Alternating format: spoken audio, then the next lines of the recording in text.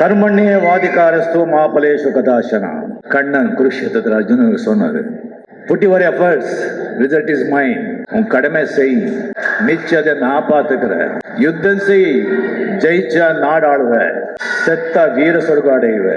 யுத்தம் செய்ய மாட்டேன்னு போயிட்டேன்னு சொன்ன உன்னை கோழைன்னு சொல்லுவாங்க. நான் எல்லாரையும் ஏற்கனவே முடிச்சுட்டேன், நீ அம்பு விடுறதுதான் பாக்கி. அவ்வளவு.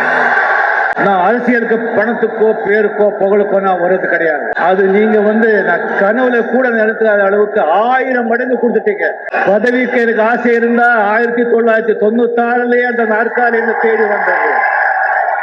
அது வேண்டான்னு தள்ளி வச்ச உண்மையான, நேர்மையான, நாணமையான, வெளிப்படையான, ஜாதி மத சார்பற்ற ஒரு ஆன்மீக அரசியல் கொண்டு வரணும். அதுதான் என்னுடைய நோக்கம், அதுதான் என்னுடைய விருப்பம், அதுதான் என்னுடைய குறி. அது ஒரு தனி மனுஷனால முடியாது. நீங்க எல்லாரும், தமிழக மக்கள் எல்லாரும் என் கூட இருக்கணும்.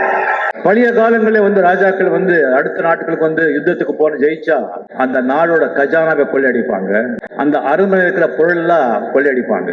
அந்த படை தலைவர்கள், அந்த படை வீரர்கள் நாட்டு மக்களை கொள்ளையடிப்பாங்க, நாடே கொள்ளையடிப்பாங்க. இப்போ ஜனநாயகங்கிற பேர்ல எந்த கட்சிக்கு ஆட்சிக்கு வந்தா அந்த கட்சி ஆளுங்க பல விதத்துல, பல ரூபத்துல, பல வகையில ஜனங்களை, மக்களை கொள்ளையடிச்சிருக்காங்க. பழைய காலத்துல ராஜாக்கள் இன்னொரு நாட்டுக்கு போய் கொள்ளையடிக்கிறாங்க, இங்க சொந்த நாட்டிலேயே, சொந்த பூமியிலேயே கொள்ளையடிக்கிறாங்க.